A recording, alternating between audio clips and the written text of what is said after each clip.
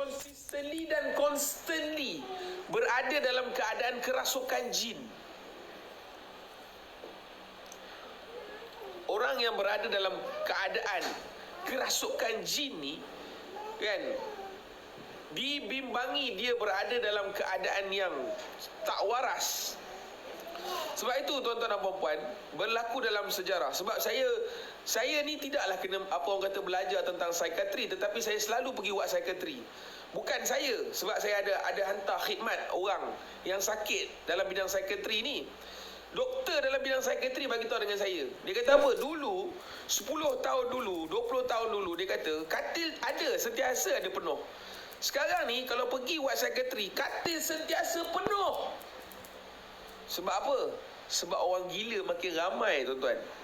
Orang mental tak betul makin ramai. Ini keadaan yang berlaku, tuan-tuan dan puan-puan. Kan? Aku tengok orang lain tak susah pun sebab engkau selfish. Ikbarullah, engkau selfish. Engkau tak fikir tentang orang susah, engkau tak fikir tentang orang miskin. Sebab engkau hanya fikir tempolok engkau. Sebab tu engkau tak nampak kesusahan orang lain. Yang kau rasa, I'm okay, I have no problem. So what? Sebab anda selfish. Dan saya bagi tahu dengan anda, saya bimbang kepada orang-orang yang tak peduli pasal orang ni, tak peduli pasal orang miskin, orang susah ni. Saya bimbang sebab Allah telah beri ancaman. Allah kata, mukadzibu biddin. Ara'aital ladzi yukadzibu biddin. Kita bimbang, tuan-tuan. Kita tergolong dan Allah letakkan kita di kalangan orang yang menjadi pendusta agama. Suka ke jadi pendusta agama? Seronok ke jadi pendusta agama? Kalau anda rasa okey, suka dan seronok, saya tak boleh kata apalah. Wahai Iqbal, wahai Iqbal, bang, loan 1K bayar 1,100 pun riba. Riba bang. Kan? Oh, patutlah berniaga. Tunggang selagi boleh. Saya menyediakan dirham adalah sebagai satu solusi. Tuan-tuan dan puan-puan, nanti saya akan ceritakan. Dia adalah one of the solution. Kalau kita tak nak terlibat dengan wang fiat, kita kena ada satu solusi. Iaitu kita kembali kepada apa yang Nabi gunakan di zaman Nabi. Sebab kita ni sebagai orang Islam, dalam akal pemikiran kita, semalam ada seorang berada tabligh tu, dia bagi tahu, cara kehidupan Nabi itulah adalah cara kehidupan yang terbaik. Siapa yang menafikan cara kehidupan Nabi itu bukan yang terbaik, anda kena berhati-hati. Sebab Nabi dah bagi tahu, khairul qurun qarni. Kurun yang terbaik adalah kurunku. Kurun Nabi ni bukan sekadar cara Nabi berdakwah saja yang kita kena ikut. Bukan dalam hal amal ibadat saja yang kita kena ikut.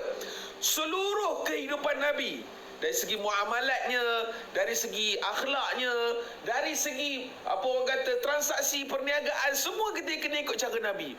Kerana apa? Sebab Nabi SAW lah, kedatangan Nabi itu, Nabi tunjukkan bagaimana puncak tertingginya kesejahteraan di kalangan manusia. Nabi tunjukkan, tuan-tuan. Tapi hari ni kita tak nak ikut cara kehidupan Nabi. Yang kita nak ikut dakwah je cara Nabi. Dakwah je. Kita kena keluar dakwah je. Dakwah je ke cara Nabi? Seluruh kehidupan Nabi itu adalah kejayaan. Dan sunnah yang paling besar adalah Islam.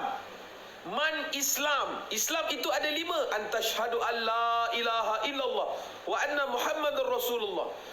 Kita mengucap 2 kalimah syahadah dan kita memberi penyaksian. Lalu kita menafikan selain daripada Allah tak ada kuasa. Selain daripada cara kehidupan Nabi itu tidak ada kejayaan.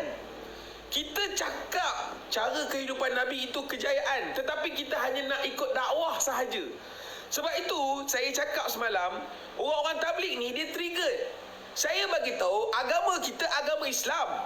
Sebab tu bila kita cakap pasal Islam, orang tak triggered, orang tak terasa apa sebab semua masing-masing dah mati, dah lumpuh.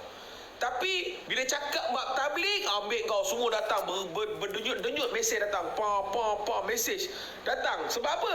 Sebab tabligh tu dah jadi agama korang. Itu masalah korang. Jangan jadikan tabligh itu sebagai agama. Aku bagi tahu. Tabligh itu cara, okey baguslah, buatlah usaha. Tapi jangan menganggap tabligh itu agama. Aku bagi tahu. Kalau anda tak menganggap, baguslah untuk anda. Tapi berapa ramai yang menzahirkan apa yang aku sedang cakap ni? Jadi kena berhati-hati tuan-tuan dan puan-puan. Allahumma salli ala Sayyidina Muhammad wa ala ali Sayyidina Muhammad. Jadi tuan-tuan dan puan-puan yang dirahmati Allah Subhanahu wa taala, kita kena faham, tuan-tuan. Kita kena faham.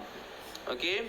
Selagi kita tak sudi untuk memahami, selagi kita tak sudi untuk memahami akan penipuan syaitan, penipuan Dajjal, sistem ni adalah rig, sistem Dajjal. Bagaimana kita boleh meredai akan sistem Dajjal? Tak boleh, tuan-tuan. Kita tak boleh, saya masih lagi tak faham bagaimana. Oh, okey, ni sahabat, Masya Allah. Saya nak